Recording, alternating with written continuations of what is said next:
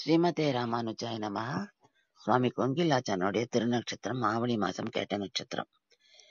அவர் சுவாமி ராமானுஜரால் நியமிக்கப்பட்ட 74 சிம்மாசனாதிபதிகளில் ஒருவர். இவர் கொல்லேகால் பகுதியைச் சேர்ந்தவர். இவரும் இவருடைய மனைவி கொங்கில் பிராட்டியும் ஒரு சமயம் கொல்லேகாலை விட்டுட்டு ஸ்ரீரங்கத்துக்கு வந்து தங்கியிருக்கா. சில வருடங்கள் அங்க தங்குறா.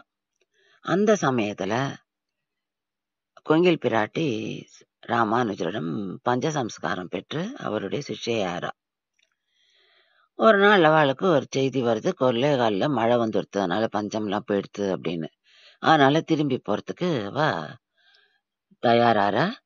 கொங்கில் பிராட்டி ராமானுஜர்கிட்ட சொல்லிக்கிறா, நாங்க போயிடும் திரும்பி அப்படின்னு. உங்க நினைவா எனக்கு ஏதாவது வேணும் அப்படின்னு. ராமானுஜர், நான் சன்னியாசி, என்கிட்ட என்னம்மா இருக்கும்னு கேட்குறேன்.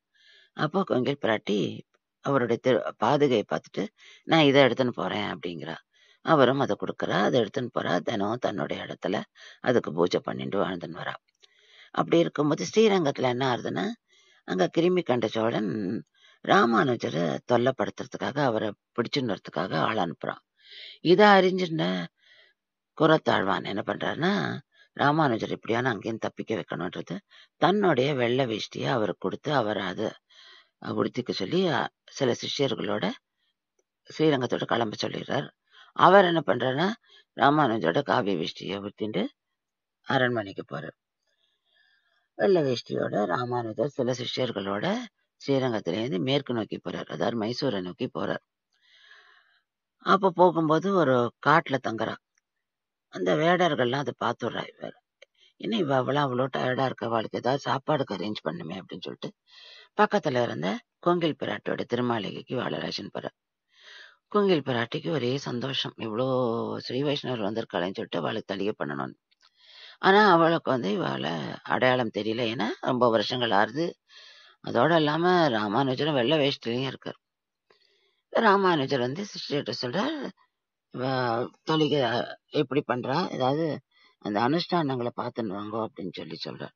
அப்ப சிஷ்யர்களும் பாக்குறா. அப்ப ராமானுஜர் சொல்றார், அம்மா தலிகை பண்ணிட்டு ஏதோ ஒரு பெட்டிக்குள்ள கருப்பா இருக்கு, அதுக்கு அம்சை பண்ணா அப்படின்னு சொல்றாரு.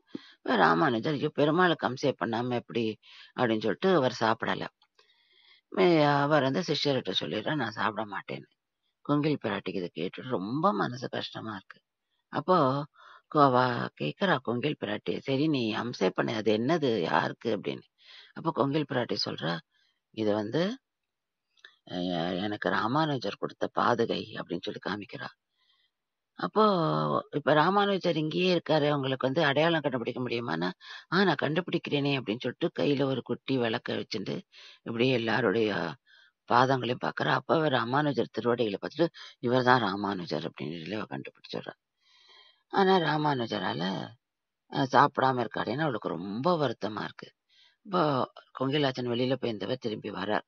வந்துட்டு இந்த மாதிரி அவர்கிட்ட சொல்றாரு எல்லாத்தையும். அப்போ ராமானுஜர் பட்னியா இருக்கிறது கொங்கிலாச்சானுக்கு ரொம்ப மனசு கஷ்டப்படுத்துறது. ஏன்னா அந்த சமயத்துல அவர் சம்பிரதாயத்துக்கு வரல. அதனால அவர் பஞ்சசம்ஸ்காரம் பண்ணிக்கல. உடனே தன்னோட மனசை மாத்திக்கிறார். அங்கேயே ராமானுஜர்கிட்ட பஞ்சசம்ஸ்காரம் பெற்று தானே தலிகை பண்றார். அதாவது கொங்கில் பிராட்டி கொடுக்கிற இன்ஸ்ட்ரக்ஷனை வச்சுட்டு தானே தலிகை பண்ணி ராமானுஜருக்கு சமர்ப்பிக்கிறார். பின்னாடி ராமானுஜர் அவருக்கு சிம்மாசனாதிபதியும் பதவியும் கொடுக்கிறார். ஸ்ரீரங்கத்துல ரங்கநாதர் கோவில்ல கொங்கிலாச்சானுக்கு மடப்பள்ளி கைங்கரியமும் கொடுத்திருந்தார் ராமானுஜர். கொங்கிலாச்சானும் கொங்கில் பிராட்டியும் அவளுடைய கடைசி காலம் மட்டும் அந்த கைங்கரியம் பண்ணியிருந்தா. இன்னைக்கும் நம்ம ஸ்ரீரங்கத்துல இருக்கிற கொங்கிலாச்சானோட திருமாளிகையில கொங்கிலாச்சானுக்கு அவர் கொடுத்த, ராமானுஜர் கொடுத்த நரசிம்மர் விக்கிரகத்தையும் சாலக்கிராமத்தையும் சேவிக்கலாம். கொங்கில் பிராட்டிக்கு ராமானுஜர் கொடுத்த பாதுகை அங்க வச்சு அவ பூஜை பண்ணிட்டு இருக்கா. நம்ம பாதுகைகளையும் நம்ம சேவிக்கலாம். கொங்கிலாச்சான் திருவடிகளே சரணம். ஸ்ரீமதே ராமானுஜாய நமஹ.